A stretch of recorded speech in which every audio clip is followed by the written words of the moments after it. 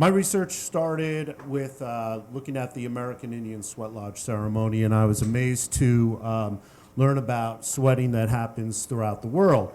But it was Mickle's book, Sweat, that really brought it to life for me. Reading Mickle's book, if I could live at any time in history, I think it would be ancient Rome and going back to the Diocletian bath. I'd be there every day. You and 3,000 other people in that one. I'd love it. It would be a huge party. So my research revolved around combining group sweating with group counseling. So try going to a bunch of university professors and tell them that you want to bring a bunch of college students into saunas and do group psychotherapy in there. You know, it was hard to get people on board, but really, you know, Mickle's book and the information in there really helped me sell that. So when I'd say, you know, people have been engaging in sweat practices around the world for thousands of years, people got it. That's when the light bulbs went off. So that really opened doors for me. I'm very pleased to see the project Perfect Sweat, and I think it's going to do well to educate and inspire the public. Okay, I want to talk about raising the status of sweat practices in healthcare. There are many psychological disorders and medical disorders that are responsive to sweat rituals, yet sweat rituals are sorely underutilized. Okay, so this is a theoretical model that describes how sweat practices work to deliver positive effects to mind, body, and spirit. It's not just about the heat, right? The model starts with cultural priming. So sweating is a archetypal activity that transcends culture and time. So people, before they even go into a sauna or a sweat lodge, they're primed to receive benefits to it. They have expectations about it because it's been around for thousands of years. And the more connected they are with their cultural background, the stronger the priming is. So if my father and grandfather went into the sauna, then I'm more connected with that. So in that sense, it also promotes cultural fortification and cultural identity by experiencing that. Then sweating is a form of exercise.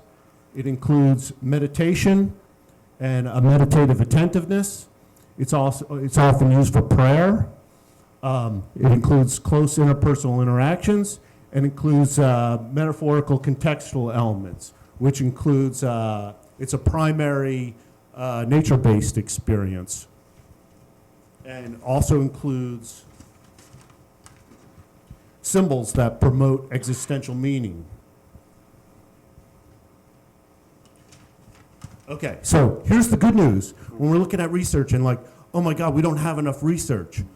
Well, the good news is when we break down the factors, we have a tremendous amount of research on what does exercise do for the body. You know, we heard Dr. Mullen talk about, you know what? Sweating and exercise does just about the same thing. We have a tremendous amount of research on what exercise does for us, for our bodies and our minds mentally. We also have a lot of information about what meditation does and a lot of research that supports close interpersonal interaction, right? We have all that. That's the good news.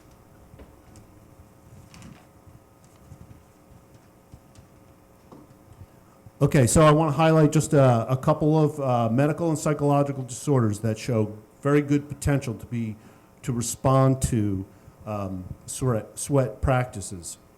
And that includes physical therapy, where cardiopulmonary, geriatric, and orthopedic disorders, where exercise is used as a stimulus to improve cardiovascular functioning, depression and anxiety disorders, substance abuse, youth with conduct problems, chronic pain, and also eating disorders. We started talking about complementary and alternative healing practices. Most healthcare settings, or most hospitals, they're building their arsenal of what CAMs they use, right? But what they're using is acupuncture, meditation, yoga, massage. Here in the United States, I've never seen a hospital that uses a sauna as part of their arsenal of CAMs. I have not seen that. I have seen some that have used the American Indian Sweat Lodge, but it's very remote and small scale. Main factors that contribute to this problem, in my opinion, are, well, there's a lack of, this is kind of a circular thing, there's a lack of basic and applied research, specifically on sweat rituals. There's a lack of information and misinformation among the general public, and there's also media exploitation of unusual instances where sweat rituals are misused and result in injury or death, right? We have to remember, right, it can result in injury or death, right? And there's been some very high-profile incidents that have happened. The largest, most authoritative research institute that looks into CAMs is the National Center for Complementary and Alternative Medicine. So if you look on their website, you'll find a tremendous amount of information on yoga, on meditation, on acupuncture. You won't find one study on the sauna or the sweat lodge. So when I thought about like coming here, what I was thinking about, well, how do we keep this momentum going? We have all these people with all these talents and passion about sweat. How can we keep this momentum going? When is the next Perfect Sweat Summit? You know, we're gonna have another one next year? That would be great. Okay, so one idea is to form a professional group to promote the use of sweat rituals for prevention and treatment. The International Association for Sweat Therapy, supporting research, education, and practice in the use of sweat rituals for prevention and treatment. Now, when I say a professional group, I mean, we have to organize. You know, Dr. Schiff talked about, well, political clout. You know, look at other CAMs. They have organizations, international and national organizations, specifically on moving their practice as a therapy. And that's what I think that we need to do, is to create an organization that moves it as a therapy. And when I'm talking about professional group, I mean that researchers, traditional healers, and practitioners, and administrators, business people, and media professionals need to work together to develop sweating as a therapy. We have a tremendous amount of talent here today. Here's a couple of things that I think that creating a group can do. The protection of consumers from harm by those who misuse sweat rituals. The establishment of a framework for professional behavior and responsibilities for the safe use of sweat rituals. You know, Dr. Mullen was talking about several medical conditions that it would be contraindicated to put someone into a sauna. I didn't know about some of those, you know, and if I don't know about them, I'm sure there's plenty of other practitioners or spa owners that also don't know about that too.